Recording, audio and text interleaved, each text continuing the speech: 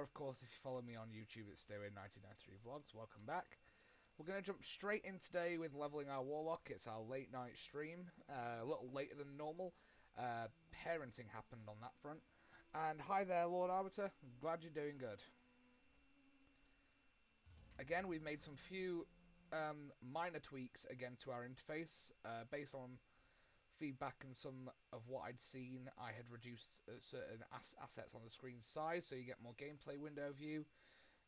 Overall now I'm quite happy with it. I mean, there'll be some minor upgrades and minor tweaks here and there, but I'm getting to a point where I'm happy with the interface now.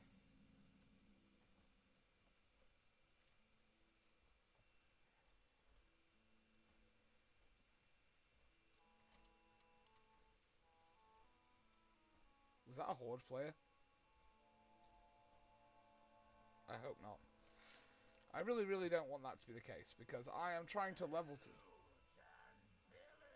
Okay.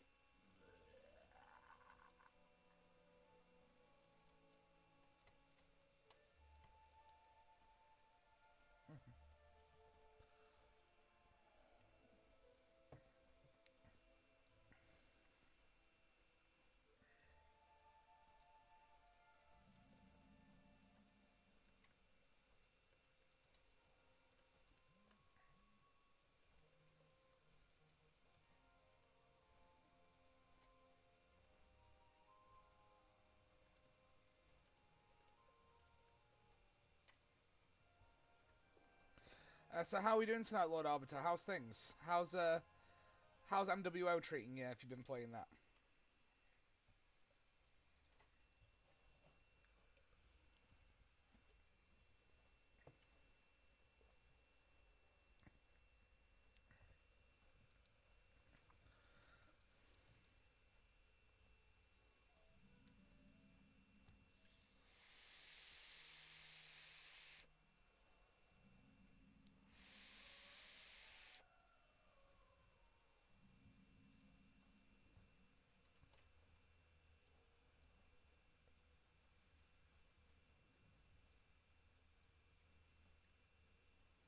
Oh yeah, I forget. Here's... Oh yeah, because we were going to the Dread Wastes, so... That was rude. Did you guys see that? I turn up here and she just freaking disappears. Let's just reload, because I feel like that shouldn't happen. And I have a quest. I have a quest here. I have a quest here, and...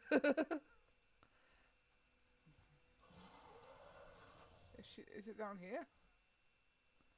No, I'm in the Dread Wastes, like... No. There she is. We are the sword in the shadow. Is that bugged, or...? Our vigil is constant. That's pretty bugged, hang on. Why is she vanishing whenever I go to her? I don't know if I... What? Hang on.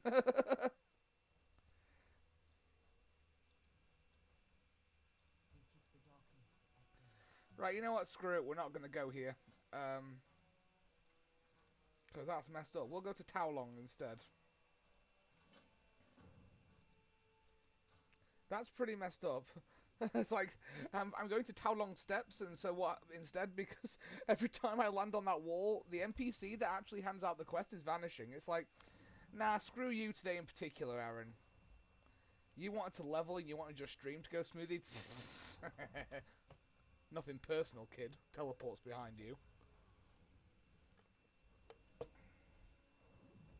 I heard they diagnosed her with Sugma.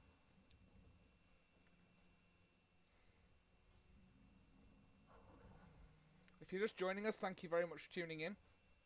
And we're just doing a sort of chilled out, casual leveling stream here tonight. Nothing spectacular. It's mainly me spamming LFDs and complaining.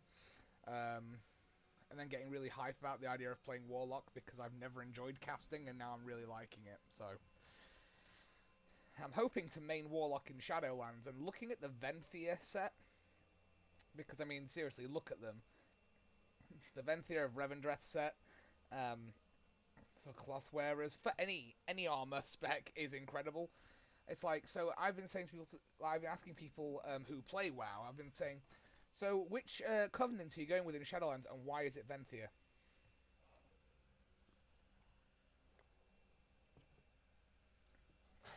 See, I've been playing MWO, going alright.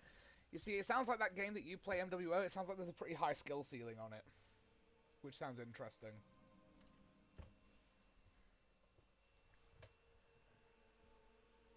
Just adjusting my chair.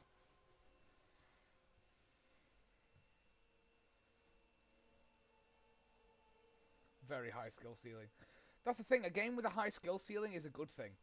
I think that if there's a really high... Like, it's great if everyone can get good at the game, but then if you've got a skill ceiling that is ever expanding, in terms of there's no limit to how good you can get at a game, then that means it's got a lot more replay value than, oh, you got the best gear and you've got the best rotation. It's like, nah.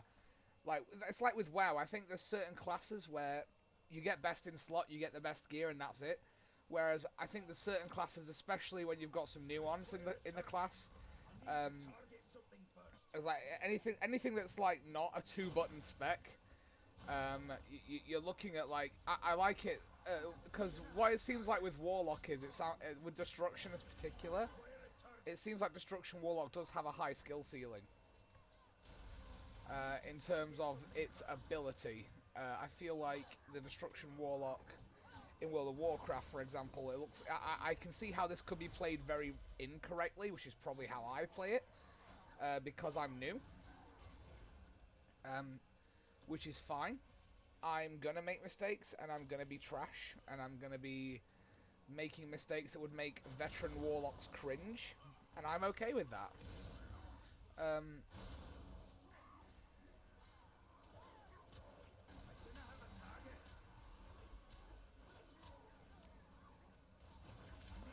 But the thing is, I want to get good with this class. So it's like, you get some mechs are good and some are trash. Well, here's the thing. It's like, I would say it's like, there's this whole thing. It's like when I look at Warcraft, as my point, as my window of reference into the mentality of good versus trash. I like the mentality of bring the player but not the class. However, I believe that there should be a place in every raid group for every class. As in, it's not just bring the player, it's like there's a reason you want a mage, there's a reason you want a rogue, there's a reason you want a warlock. It's like, for example, when I played in Ice Crown Citadel, back in Wrath of the Lich King, or Ice Cream Citadel as Nixium on YouTube calls it, and I can't stop, Ice Cream Citadel, as he said, there's definitely a niche, and it's like because of Ice Cream Citadel, but with what I say about that is that a great example is how you could bringing the class is that if you brought a rogue along to Ice Crown, they could disengage the traps that spawn the Bone Giants. When you are finished with your duties, report to Ban Berha. I am leaving him in command for the duration. And it's like, I think that that's great because you had this ability where you could, as a rogue, you could disengage those traps. If you had hunters, there was the ability to do misdirections. And I think that it's important that while you're bringing the player, you should also think about what classes you're bringing. So, you know, maybe people would. The only reason I say that is so I invest in Salt Mix because tank everything and deal it back tenfold. You see, I'm used to playing tank on World of Warcraft, which is why you see me, even with a cloth-wearing warlock, I'll sometimes just run straight into the middle of the fight, not thinking about the fact I wear cloth armor and can't basically take much damage, because my mentality has always been to charge in, because I play tank normally. However, I'm wanting to play caster because I've never done it before. Like, and I find it interesting because I think there should be an element of bring the player, not the class, but also as I say, think about what classes you're bringing into any raid.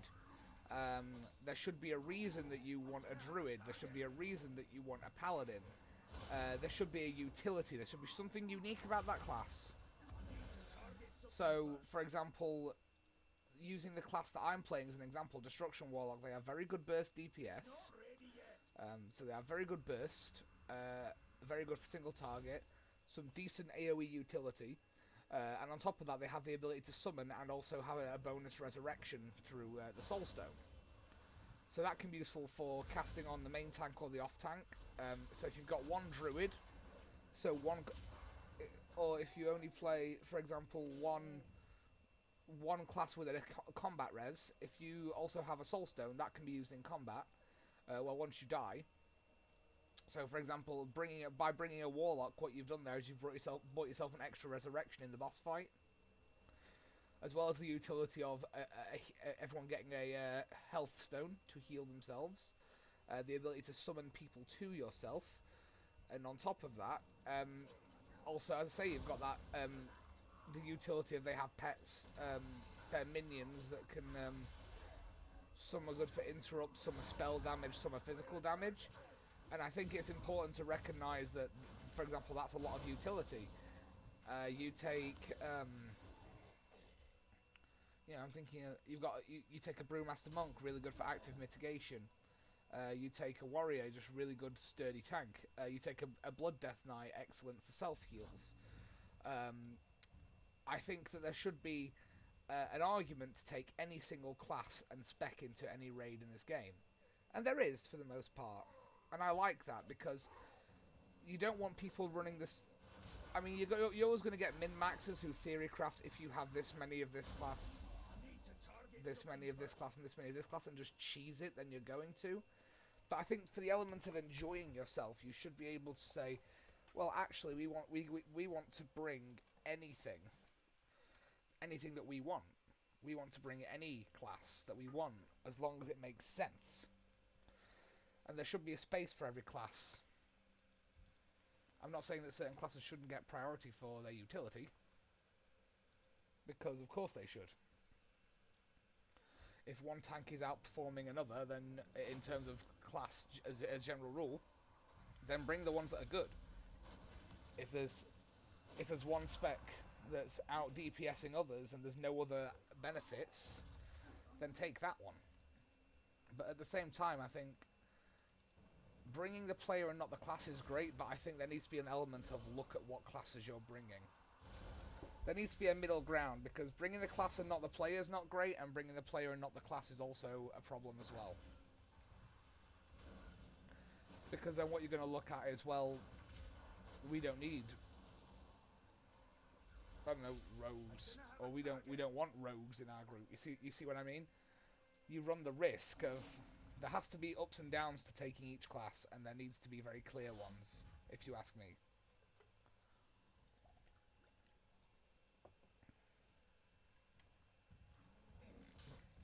The way that Shadowlands is changing up classes and unpruning is very exciting. Personally, anyway. And I do like playing... I like playing tank, except in WoW I'm trying something different. So, I do like playing tank, but I want to do something really different to change my experience of the game. I want to go into Shadowlands in a different mindset. I've gone into every expansion maining a tank. Mainly Warrior and Death Knight. So, well, Death Knight, Demon Hunter for Legion. Goodbye. Words will not end this war.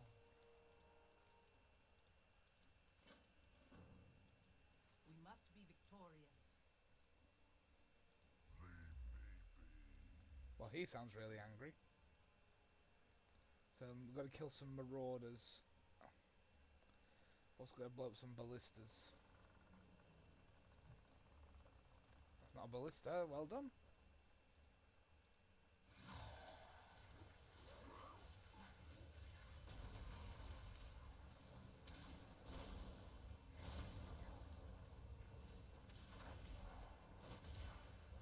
I require a target.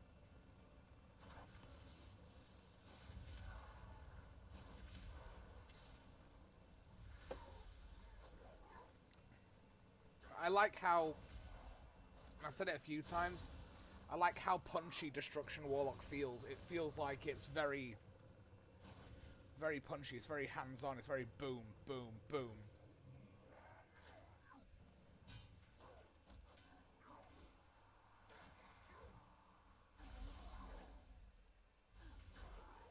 It feels like if you're not exploding and casting a massive bolt of like chaos energy, then you're setting your opponent on fire. And it's nice because it has that feeling of everything you do has a weight to it.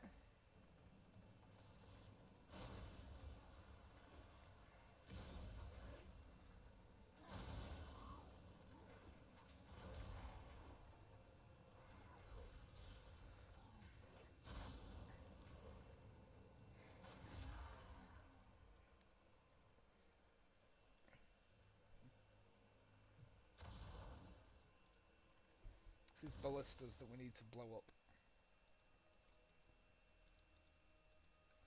and free the Pandaria conceived.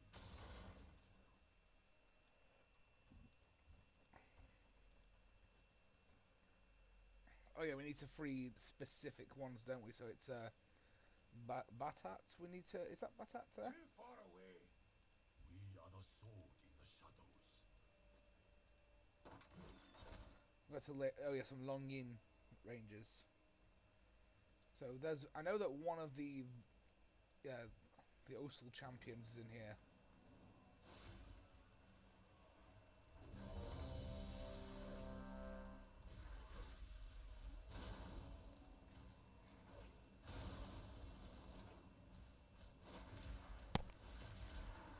Okay, screw it. Let's jump in. Let's just jump right into it, guys.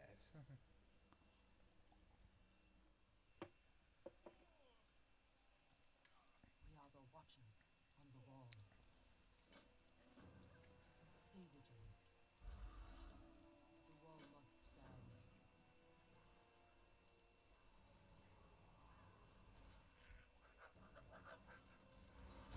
One of the best assault mechs in the game. Oh right, okay, so I'm guessing that's pretty pricey then.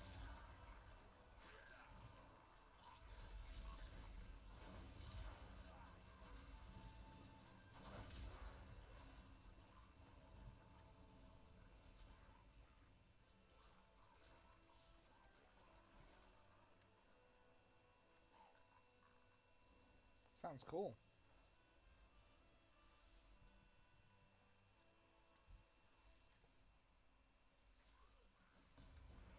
For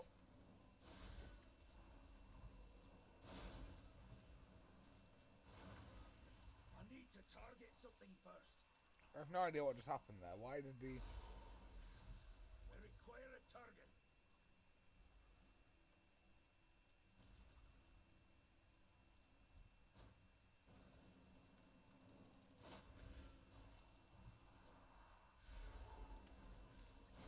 I gotta say the Warlock... Do I have a I target? gotta say the Warlock does feel good, especially when you're doing this kind of thing.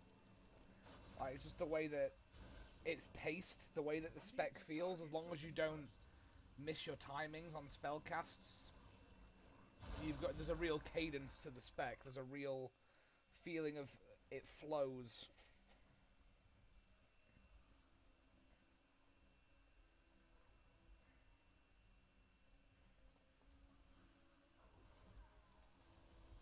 Guys, I'm gonna bring this whole wall down.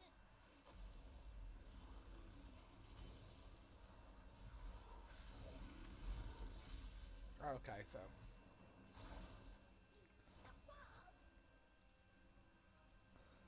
this will be the bomb. Okay. Oh yeah, 'cause this is the one where the mechanic where things get set on fire.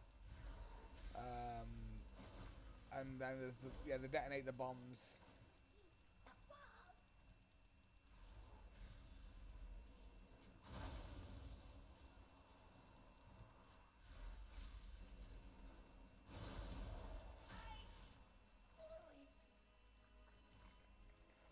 I see what you did there.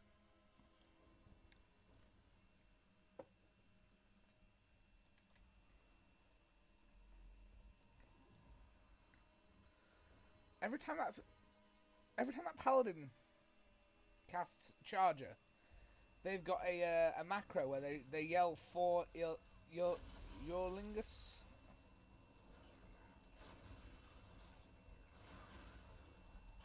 So I'm assuming this is some kind of inside joke that they don't want to share with the rest of the world. I do not have a target. If they would care to elaborate, that'd be fun.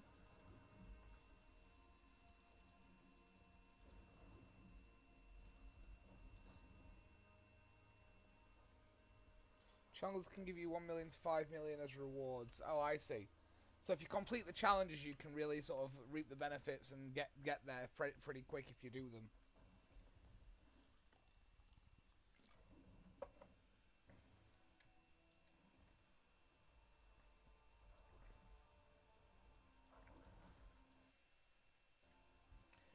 So let's... I need to target something first. Okay, that's pretty good.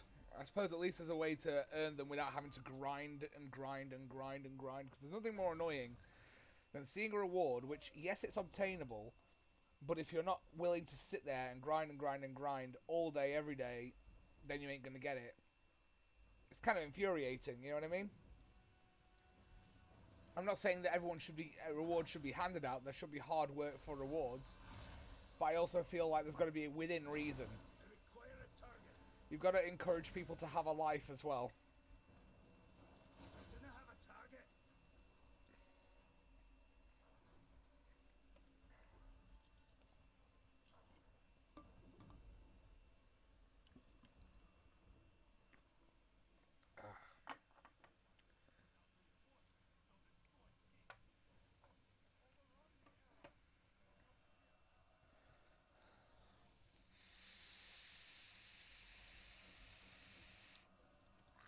Hurl your corpses from this tower.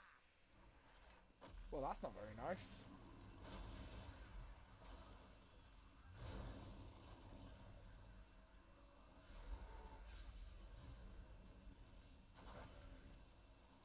Must get closer.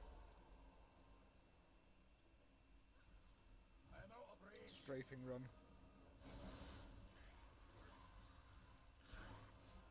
Too far away.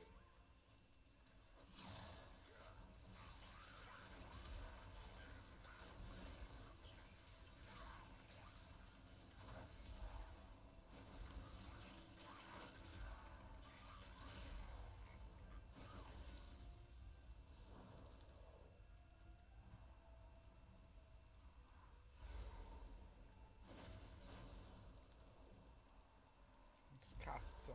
Challenger rewards are the free. You see, with I am out of range. I'm curious to see. This is sort of going off topic from MWO, but like World of Warcraft Shadowlands, I'm curious to see how the rewards in Torghast are going to work. Because Torghast is like the new raiding content for Shadowlands. It's going to be like a kind of roguelike, they've said, inspired by roguelike games where you've got this kind of procedural generation of environments and therefore enemies, which sounds really cool on paper. I just want to see how it works in practice.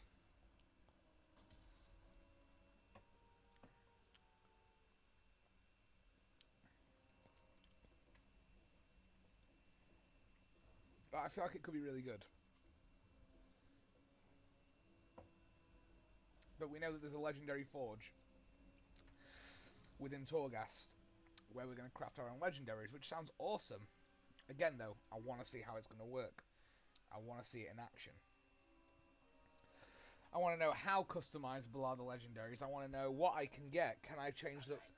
Can I... If I'm making legendary armor, for example, can I change the way the armor looks? Can I pick a colour for it?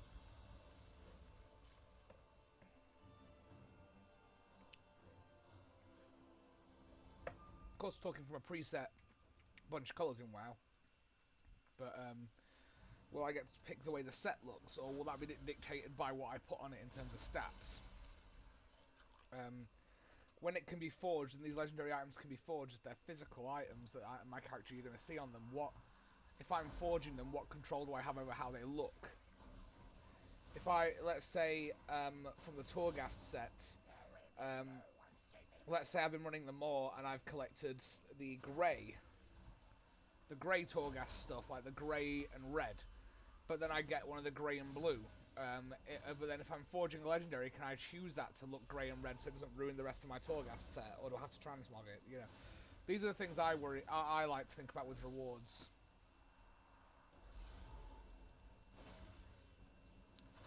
Breya yells, "I have the power." That's a He-Man reference, so I'm assuming this person loves He-Man.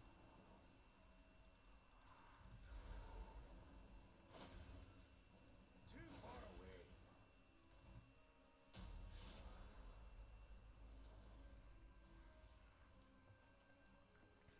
For me, in terms of rewards from gaming content that I like, in WoW,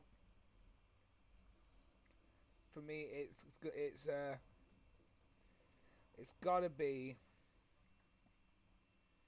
a good armor set or a really cool weapon. Alternatively, a nice mount works sometimes, but some people, I'd like to see more cosmetic rewards in the game, because I feel like character agency and customization are a lot more important than people realize.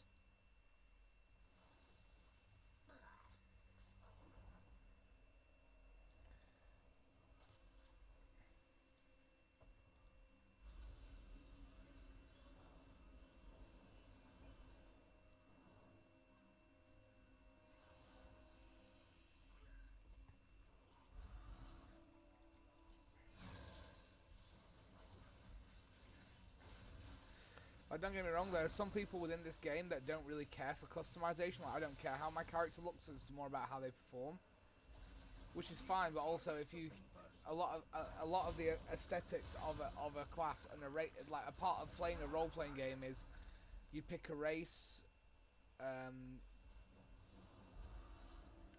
that race it represents you.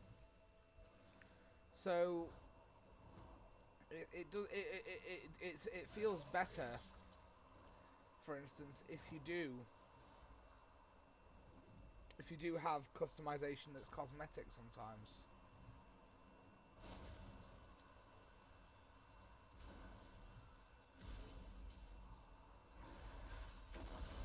Cosmetic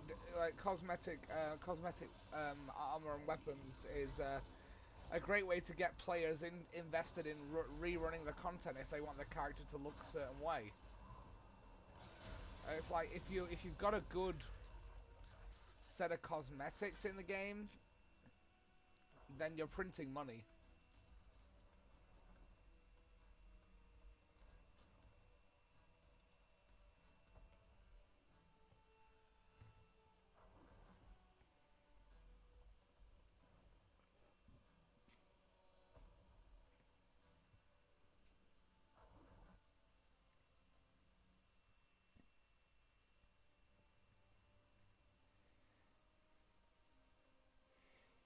Hmm.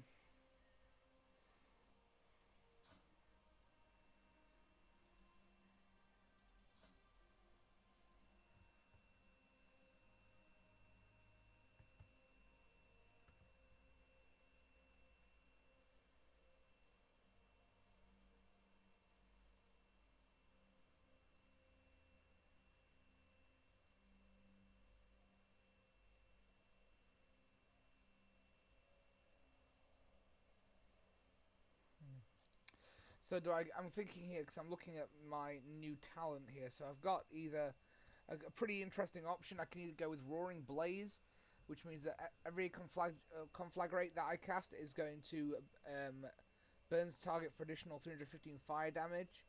Or alternatively, I can get while I have my Infernal active, every soul shard that I spend will increase the damage of my Chaos Bolt by 8%.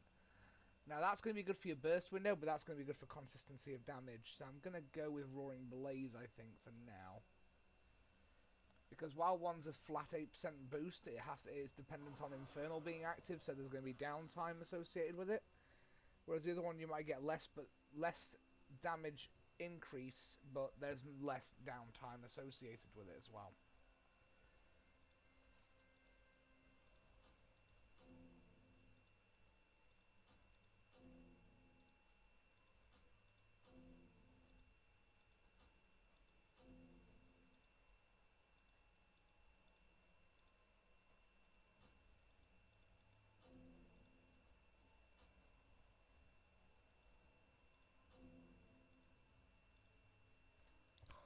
Just dropping some older quests.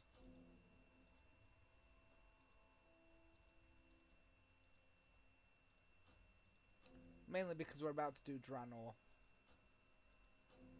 So this is going to be riveting.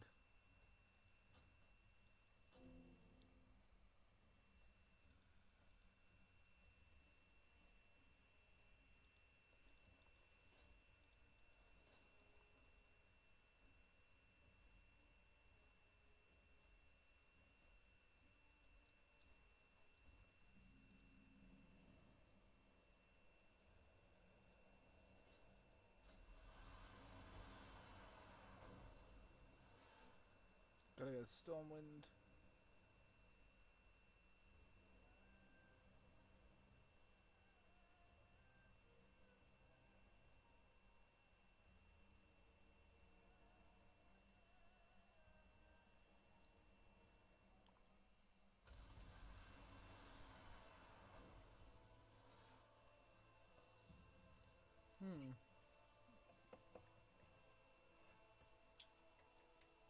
Welcome.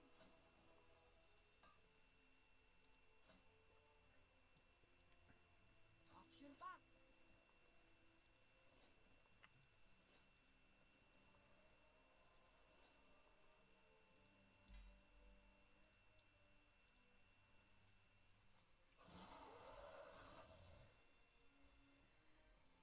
Just going to cut this part for YouTube, just real quick, because what I'll do is I'll restart it when we begin the Draenor questing.